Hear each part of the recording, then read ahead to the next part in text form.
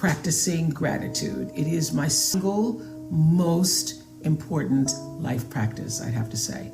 And I know with Thanksgiving coming, many people think about being thankful. There's lots of talk about Thanksgiving and blessings, but that's kind of like going to church on just Christmas and Easter. It counts, but it's not consistent, because for me, gratitude is something that is necessary and should be practiced every day, because making space for appreciating what you have opens you up for a happier, more fulfilled existence, I guarantee, while ensuring that those blessings just keep flowing.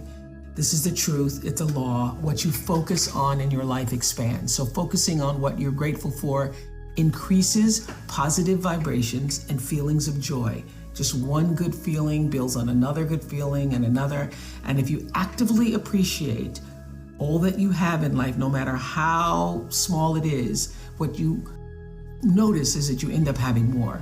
And when you hone in on what you don't have, you never have enough. So being grateful, I've learned, allows us to fill in the cracks and crevices between what we desire and what we already have with positivity. So we can pave the way for grace to show up and lead to an even better life. So how do you make gratitude a habit? For me, the first thing I do in the morning is I read some sort of spiritual enlightenment that allows me to start the day with a positive frame of mind that will only help usher in even more positive energy. And for me, that is the Daily Word, which is Christian-based, or the Book of Psalms, also Christian. Mark Nepo's Book of Awakening is just spiritual, no religion, with a daily meditation. And Rumi or Mary Oliver. There's something called Bowl of Sake that I love too. It's a spiritual Sufi teachings that you can download for free into your inbox. But the greatest thing that I've ever done is having a gratitude journal. So I started one over 20 years ago. And every day for years now, I write down 5 things that I am grateful for. I believe you got to write them down, because there is power in the written word. And it can be anything, big or small. Some days those things will come easy, a chat with a close friend, or taking a walk in the crisp fall air, having a loved one cook you a dinner or bring you a cup of tea. Some days it might be difficult to even think of anything, and that's completely normal. And when things don't easily come to mind, go back to your breath, because if you're breathing, you ought to be grateful. Know that you have that, and simply opening your eyes in the morning and having that breath is a gift. But every day, I consistently write down 5 things that I'm grateful for. Sometimes it's more than 5, but if I can't get to 5, I just go breath, breath, breath. Gratitude is a posture of your heart, a choice and a privilege. So I hope that you'll make the choice to initiate a daily gratitude practice if you haven't already. I've been saying it for years, because this I know for sure. Appreciating, noting the delights that show up in your life will ensure more goodness is coming your way. After a year like nobody has ever experienced, I believe that the best thing we can collectively do is to take care of our individual selves. Now, I know that might sound oversimplified and even selfish to some people, but this is what I know for sure, that you have to feed yourself with love and loving thoughts in order to show up more fortified and complete to give other people your love.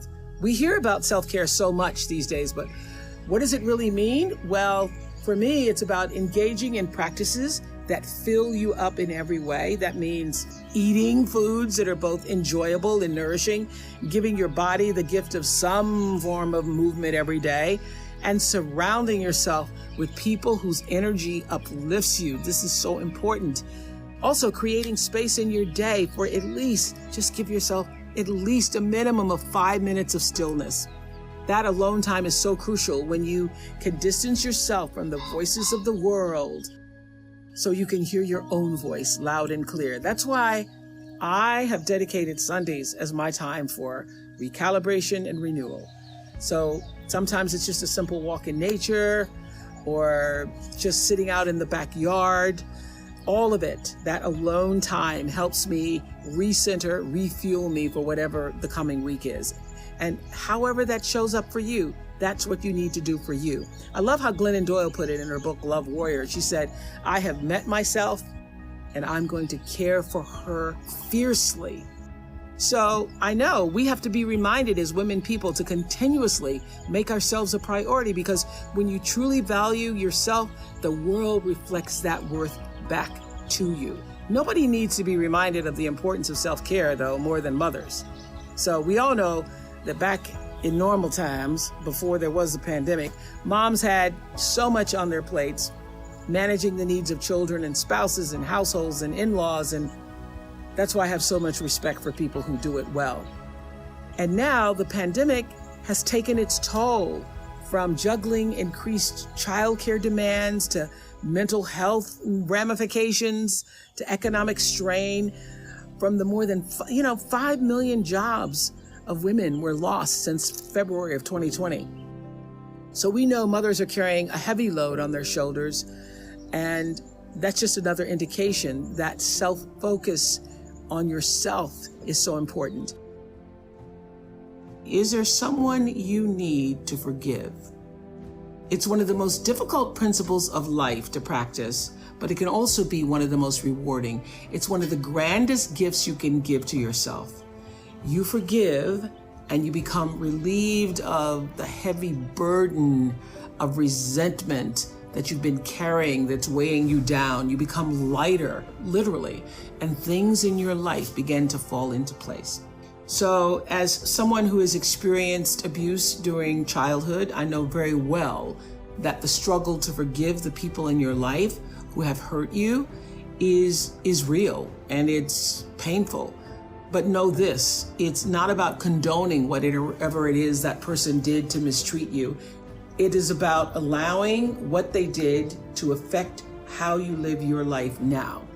Dr. Gerald Jampolsky put it to me this way years ago on the Oprah Show. It was a big aha moment that I've accepted now as spiritual law, when he said, forgiveness is giving up the hope that the past could have been any different. I repeat that. Forgiveness is giving up the hope that what woulda, coulda, coulda, shoulda happened, in fact, it did not happen. It's accepting the reality of what did happen and moving on. This truth has been fundamental in allowing me to live my best life. It was transformative. You have to come to the realization that what might have been is not what is. Easy to hear, I know, and harder to do. You got to sit with the hurt, feel it. It's uncomfortable. But when you can rise up and just really meet that pain face to face and then let it flow through you, only then can you let it go and step out of the hurt of your history into the possibility of the present. I've carried this lesson from Iyanla Vanzant with me for some time. I remember years ago on the show, she said, you can accept or reject the way you are treated by other people, but until you heal the wounds of your past, you will continue to bleed. You can bandage the bleeding with food, with alcohol, with drugs, with work, with cigarettes, with sex, she said, but eventually it's gonna ooze through and stain your life. You must find the strength to open up the wounds, stick your hands inside, pull out the core of the pain that is holding you in your past, the memories, and make peace with them. So here's the formula. Accept what has happened. Forgive others. Forgive yourself. Accept the now. That is the recipe to begin healing. And give up the hope that the past could have been anything other than what it actually was. Whatever happened, help to make you, you. My hope is that you find the courage to relinquish all your grudges, because what I do know for sure is that on the other side of forgiveness is freedom. The freedom to live the life for which you were intended and the one you actually deserve. There are so many feelings that we've all experienced over the past year and a half as a collective.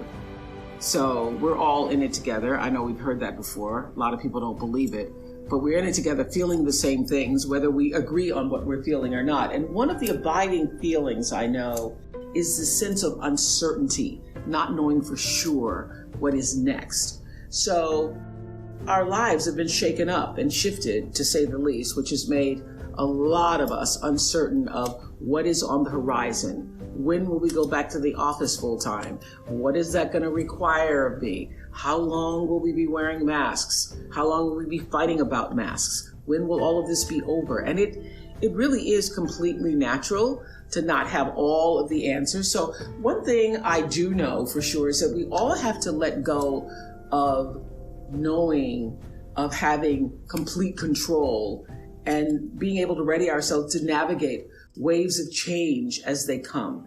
But how do we do that? Anxiety comes when we live in the unpredictable nuances of the future, all the what ifs. You know, I remember when I was on trial back in 1998 for disparaging a burger and had to sit in a courtroom for 6 weeks in Amarillo. Thank you very much. And in the beginning of that trial, I had so much anxiety. Learning to stay focused on just that day and not the multiple days ahead is what actually kept me sane. So I think we all must practice becoming more comfortable stepping into the unknown. And when those uncertain, overwhelmed feelings creep in, you need to make an effort to stay in the present moment and just be still and breathe and say to yourself, I am here now, and right now everything is okay. All is well, all will be well, and there's nothing I cannot handle. So take some time to be quiet enough to listen to your internal GPS, your truer self, and let the clamor of the world dissipate. Listen to the whispers, as I like to say, and then let that guide you. Sometimes just the fear of uncertainty can stop us from taking the next step toward a breakthrough. But we cannot let uncertainty just fester and morph then into doubt that your fortitude, that your determination, that your values won't have your back as you navigate whatever is coming next. Now, they've been there for you in the past, they're there for you now, and they will be by your side as time goes on. So look at where you've come from, how far you've journeyed to get to the you that you are now. And you're still adapting, evolving to an ever better version of yourself. Hopefully, that's what we're all trying to do. Who you are and what you believe in can remain steadfast and rooted enough to take on uncertainty. There is so much going on in the world right now. Mask mandates are changing all over the country as vaccination rates are going up. Travel is coming back. A return to working in the office may be in the foreseeable future for a lot of you. And as we look to this next chapter, after such a long and challenging stretch, I think it's time for us all to think about refreshing ourselves in a way that allows us to keep what matters most, turn over what we're ready to let go of, and make room for the new in our world, in our lives. So I don't know about you all, but I am forever changed by all of these months away from the bustle of the world. And I will forevermore carefully choose what has to have my attention and what does not, because I've learned a lot of things do not. So when we hit that little refresh button on our computers or phones, it updates everything so quickly and just like that, so simple. Sometimes it's even automated, so there's not even any thinking about it. A refresh, though, in real life, as we know, takes effort, it takes time, it takes patience. So be kind to yourself during these days. Check in, be still until you can hear and feel the answers you need for moving forward. And always feel blessed that we survived a pandemic and we have another chance to get things right in our daily lives. And I would say that the best way to begin to figure out who you are really meant to be is to ask the universe, God, that question. God, how can I be used in service to myself first? And how can I then use that service to serve the world? Use your life to serve the world, and you will find that it also serves you. One of the biggest mistakes people make is thinking that they have to get paid a lot of money or even get paid at all for their calling. You are here to honor your calling, whether you're paid for it or not. If you can get paid for it, that makes life exponentially better But if you are not paid for it, that is also really just fine, because honoring the calling feeds everything else you do in your life. Letting go of energy that's clouding your vision and holding you back. It's a life practice that I learned long ago that has freed me, so many ways. It's a fact that holding grudges against somebody who's done you wrong, or revisiting hurtful situations in your head over and over, only weighs you down and prevents you from being who you're meant to be right now, because you're still energetically holding on to the past. The energy that you put into constantly rewinding to the resentment. Why did they do that? Why did they say that to me? I didn't deserve to be treated that way. All of that only keeps you stuck. It will never change what happened. You gotta press stop and reject the urge to keep replaying so that you can then fast forward into the now for yourself. You know, a lot of people think that holding on to things that disempowered them is going to somehow magically turn it around.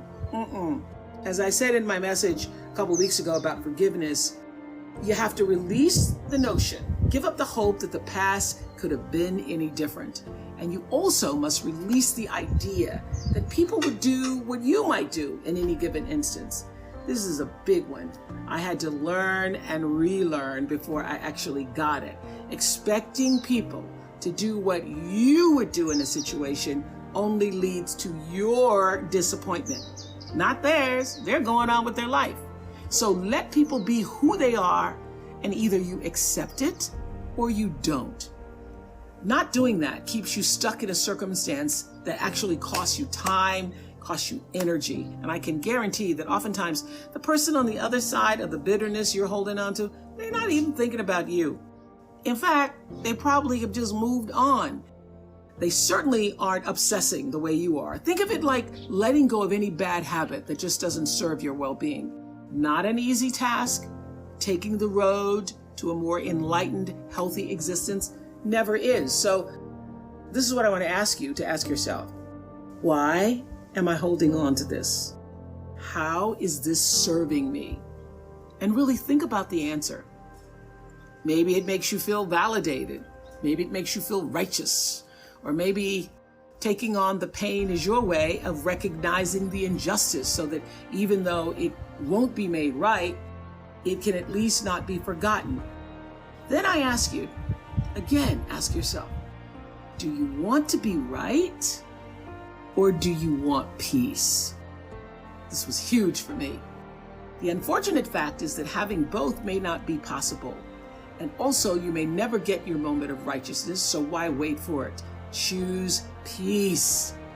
What I know for sure is that in this world, time is a moving on, and it's our most valuable commodity. You can never get it back. So staying in that loop, playing it over and over in your head of hurt, only amplifies your pain. Let it go. Exhale, make room in your heart for something that is uplifting. Surround yourself with people who want the best for you. You have the ability to shift the DNA of your spirit and control how you perceive life. So why not lighten your load and let it go? Knowing when you know better, you do better. We're ready to move on to what I think is another powerful lesson that I started to get when I was a really young girl, having been raised by my grandmother, and then at 6 years old being separated from my grandmother, being moved to Milwaukee and suddenly in a foreign environment for myself. I remember walking into that new space and recognizing that in many ways I was alone, which is a terrible feeling if you're 6 years old. But I have always had the deep understanding for myself that if anything was going to move forward in my life, that I was going to have to be responsible for making that happen.